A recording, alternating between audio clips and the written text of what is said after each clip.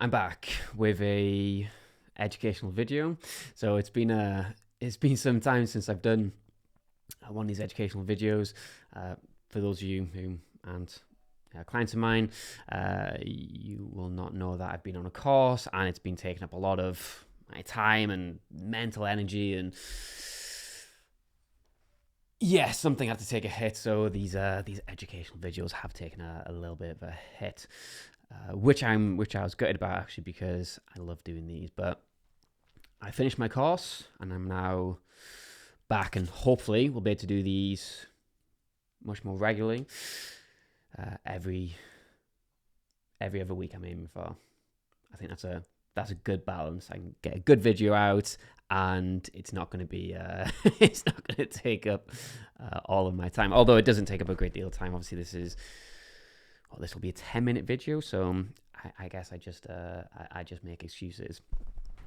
So before I did this video, I asked my clients, is there anything you want me to go through regarding training, nutrition? What questions would you like answered?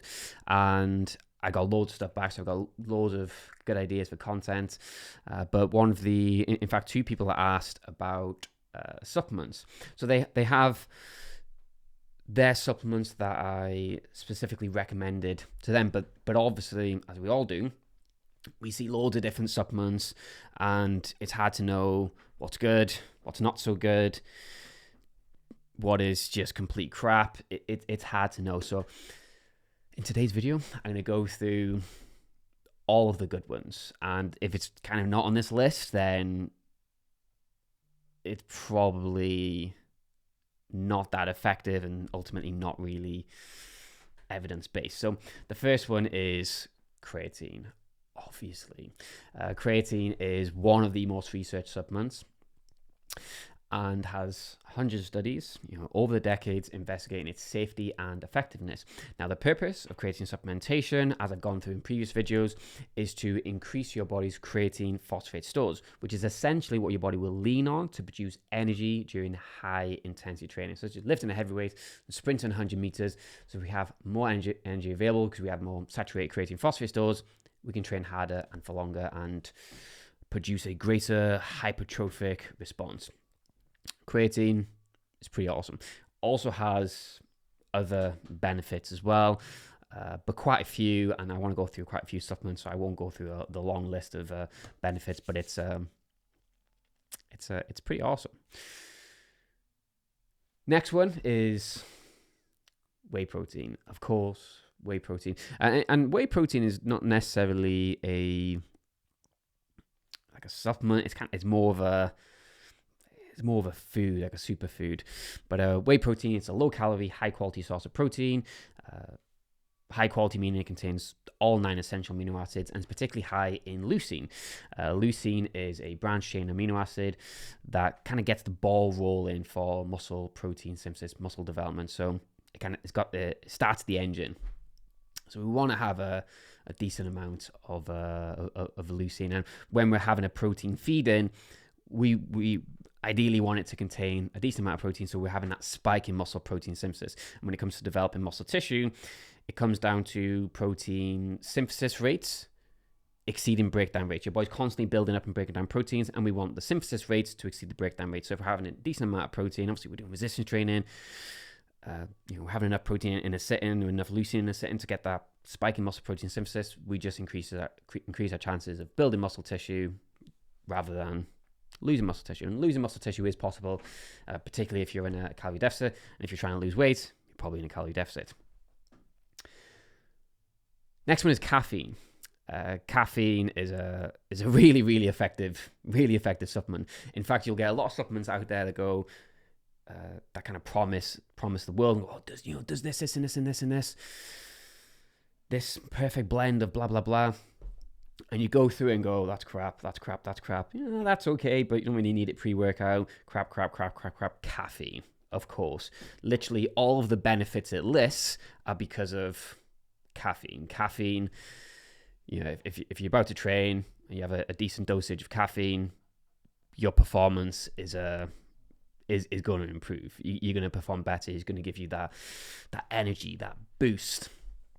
Not everyone needs caffeine to have that boost. I don't take caffeine as a pre-workout. I train in the evening, and the last thing I need is caffeine, because if I train in the evening and have caffeine, can't sleep, not ideal.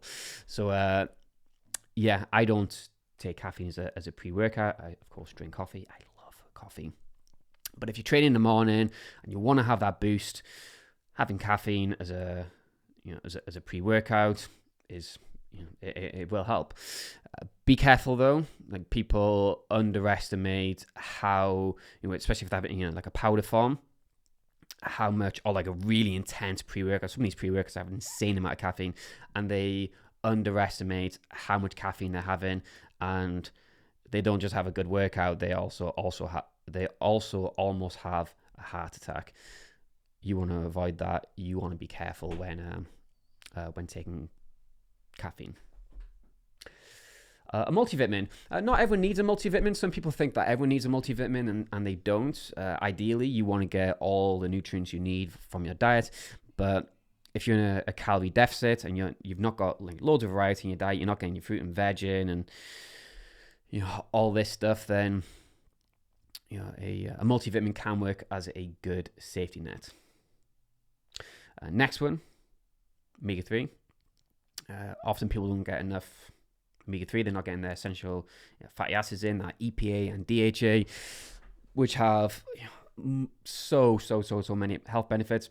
If you are getting enough omega-3 via your diet, so you're getting, like, say, 2 portions of oily fish per week, so 2 140 gram portions of salmon, for example, then you're good. You get enough omega-3. But if you don't have that, then you are best supplementing so that you're getting your essential fatty acids in. Vitamin D. So vitamin D insufficiencies are super common. Often multivitamins don't contain enough vitamin D. We don't get a great deal via our diet, and we're not getting a great deal from sunlight. So sometimes people need to, as well as taking like a multivitamin, they might need to supplement on top of that, so that they're getting enough vitamin D. Other supplements like your omega-3, so the omega-3 I take, it contains vitamin D. So via my multivitamin and via my omega-3, I actually get enough vitamin D, because they both contain vitamin D, to keep me in a good position. But that's not the same for everyone. Really, to get an accurate dosage, to know how much vitamin D you need, if you're getting enough via your supplements, if you're getting enough via just general sunlight, and from your diet, although again you don't get a great deal via your diet, then the best thing to do is blood testing. That's what I did to make sure that I'm getting enough, and I can get enough via just the multivitamin and omega-3. I don't get a great deal of sunlight, so I do need to get some vitamin D via supplementation.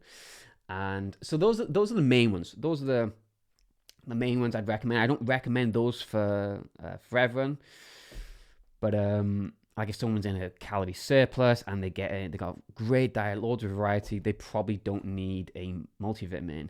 If they live in one of these parts of the world where they get loads of sun, maybe vitamin D is not something they need. If people, caffeine, I rarely recommend that as a pre-workout. But if someone's saying, "Oh, I really struggle with energy, to train and to push myself hard," then I'll say, maybe try some caffeine, but just don't go crazy with it.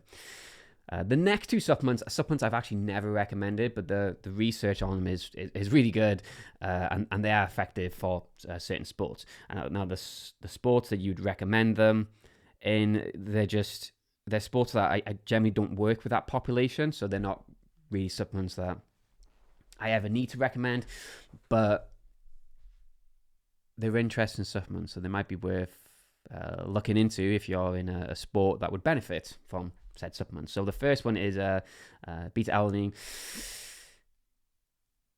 It's the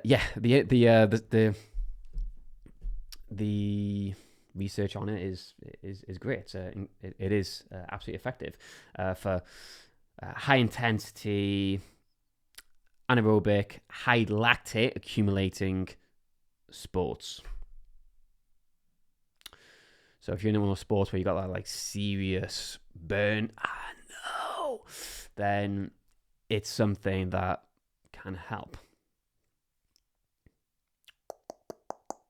And then the last one's a funny one, sodium bicarbonate. So baking soda. I've never recommended it, but again, the research on it is, it's like, well, this stuff works.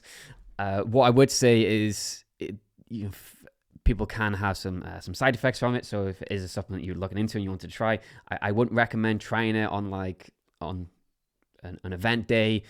I would trial it with like a practice run, just see how your body handles it, because people don't always handle it that well. And if I'm honest, it's probably not a supplement that I would personally try, even if I was going to go for a really long run and was like, I want to get best performance ever. I probably wouldn't smash back some baking soda, but that's just me. The evidence on it, and it works. It does. So those are supplements. If you see a supplement come up and it's not on that list, it's probably not that effective. Or maybe it is effective because it contains like caffeine, for example. It's a pre-workout drink that, all this stuff is crap, but it contains caffeine. So obviously it's going to work. Let me know if anyone's got any questions on those. I could go through like dosage via each one, but everyone's different. It depends on the situation. So I'm hesitant to, although I guess I could just say what like the evidence-based ranges are and what the research shows. But everyone's different. And I like for caffeine, for example, I wouldn't want someone having an amount of caffeine and having a heart attack in it, having too much caffeine and having a heart attack in the gym, blaming me for it. So I'll avoid that. But hope you all enjoyed the video. Let me know if you got any good questions, any topics you'd like me to go through, and remember, knowledge is power.